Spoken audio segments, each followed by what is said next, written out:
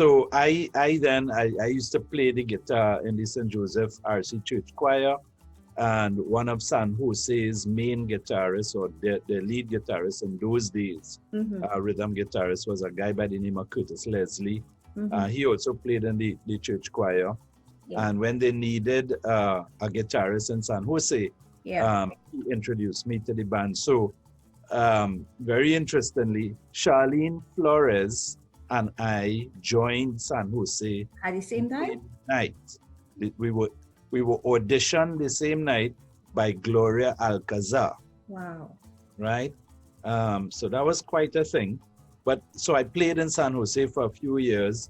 But we still very connected to St. Joseph and the Flores family. My sister Sonia also sang for San Jose. And she's married to one of the Flores brothers, Wayne Lennox and Ruthven, and my sister is married to Ruthven. So, the connection is there. But, Parang became so much a part of my life that after university, I formed my own band with a few people, which we had for a number of years before I migrated to Toronto. When I got to Toronto, I ended up in a band. And then more recently, I was posted to Barbados as managing director of Republic Bank's operations. And of course, I ended up in a Parang band over there. You know what was interesting when you were telling your story about joining San Jose Serenaders, that you had to audition for the band? Yeah. It was that serious? Oh, yeah. San Jose was the biggest thing in those days. Yeah. I mean, the only band that came close to San Jose from a quality of music point of view was Des Ivoires. La Divina Pastora. La Divina Pastora. But you couldn't just stroll into San Jose. Those fellas were very, very serious musicians. I mean, you did not want to pull a bad chord with Lennox Flores, because I mean, the kind of buff you would get and the embarrassment you would get in front of the rest of the band would make you feel to leave the band.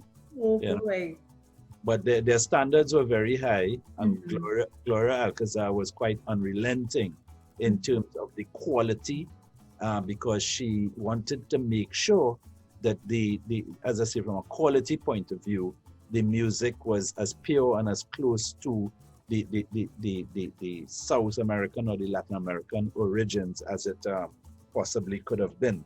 So it was an excellent learning ground for any musician, and I certainly benefited from it. I'm sure you used that experience when you joined, when you were on campus, because that is how Los Parranderos de UWI was formed, because Nadia says that you were one of the engine room for the band, basically, because you brought songs from San Jose to the group. Yeah, so what had happened is, after San Jose, I had started my university career. I went abroad to study. Then I came back and I went into UWI. And I one Christmas, Nadia Farrell, as she was at that time, and a couple of her friends, they were organizing to have the Spanish Society's Christmas event, which I think they called a tertulia or something like that, right? So they were going to perform.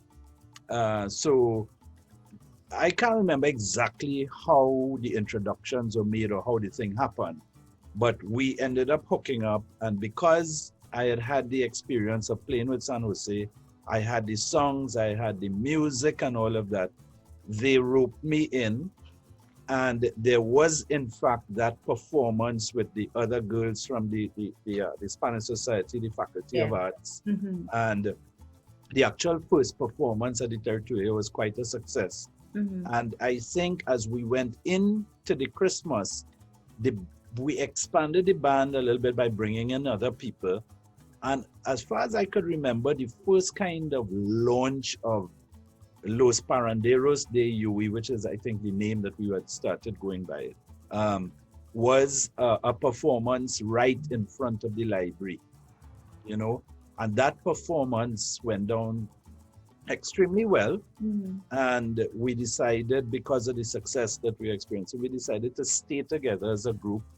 And that Christmas, again, tapping back into the culture and the experience, the kind of parang that I had experienced in my San Jose days, I encouraged the house part of it.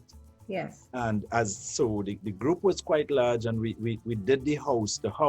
How many people were in the band at that time? Can you remember? It was quite a lot of us, it was not a small band, because we had like about 3 quatrists, 2 guitarists, quite a number of singers. I think there must have been about 12 of us. That is how I got involved in Paranderos, really, is because of the little experience I had with San Jose, the fact that I had the music and the words and all of that. And so we beat the daylights out of songs like Viva and Guaraguanare and Pascualidad and Manzanare and all of those things. There were about 5 or 6 songs that we really beat to death. But they were all San Jose songs. Yeah, and I'm sure they were well known and familiar to people as well, because during the time San Jose were one of the top bands at the time. So people will be very familiar with that. Absolutely. And then now, what happened was, as we started to become known, more people started asking us to perform at official functions. Started getting formal gigs, so so that all of that helped to crystallize the band into something that was real. I want to share any particular memories of Gloria, because she remains very special to the group. Yeah. But Gloria, yeah. I mean, my memories of Gloria was just this absolutely awesome individual. She was heavy.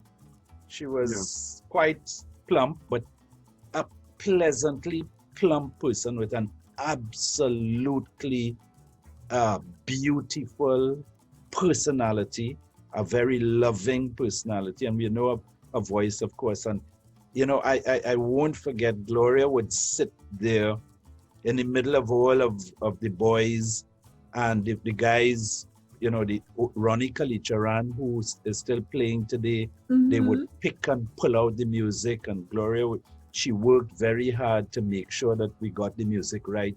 I could still picture her sitting there on the porch in Elizabeth Gardens at the Flores family home, an absolutely lovely person as she was. It was very sad when she announced to us that, she had contracted cancer, and that really hit the group very hard. Yeah. And we lost her very quickly. And if you recall, I don't know if you've heard it, or if you recall, it is on one of the albums, but Mi Negrito. Mi Negrito is a song that she created for her partner at the time.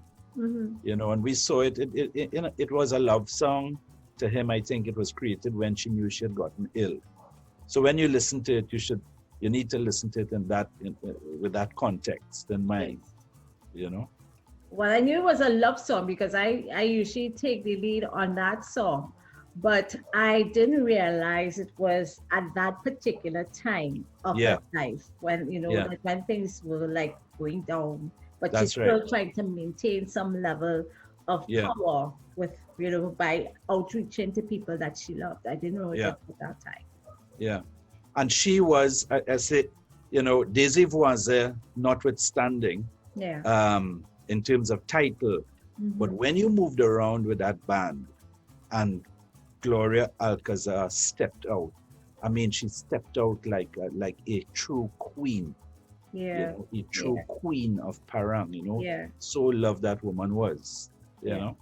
But I see her as having been a key part of the transition of the genre in, from the very traditional type of parang that had existed before into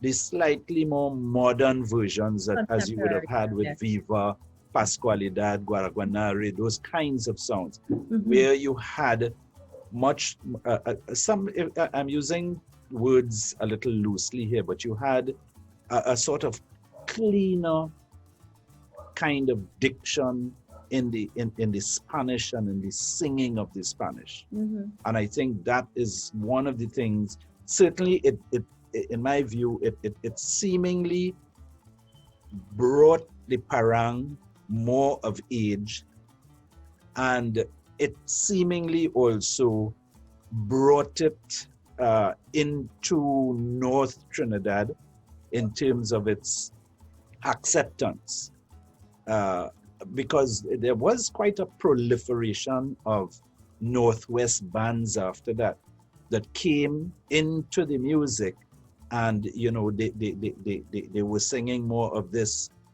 this purer, cleaner Latin version of the music. And all San Jose songs as well. When you look at the early groups that were formed in that period, their repertoire basically was San Jose's, which tells you the impact of Gloria and of San Jose. That's right. I mean, everybody had everybody had to do Pascualidad and Viva and all those same songs. Yeah. But the stories I would get that I've gotten from Lennox, that I've gotten from Michael, that I've gotten from Wayne, was that Gloria's was so well loved that, for example, when she would go to a venue to sing parang, Wayne would tell me that they had to hire policemen because people wanted to mob Gloria. Gloria was so well loved and appreciated. Right. Gloria goes to the market and Gloria doesn't have to buy anything. They tell her, Gloria, what you want? Gloria, what you want? And Gloria's basket is full of things that the vendors have given her, with Gloria not having to buy anything. So Gloria was a lovely person. She was, from all absolutely. The stories and accounts I've gotten. Yeah, that's what I mean when I said when the band went out and Gloria stepped out, she really stepped. She was a queen. She was an absolute queen to the music. I mean, I did do competitions back in those days with San Jose up in the Arima Velodrome, and just moving through the crowd to get to the stage with Gloria. I mean, people were in awe of this woman. Yeah. Yeah. So it is a blessing. I had a blessing in being able to be a member of San Jose in those years, and to have had the opportunity to interact with Gloria. Lovely, lovely woman. She did a tremendous amount of good for the genre, and by extension that aspect of the culture of Trinidad.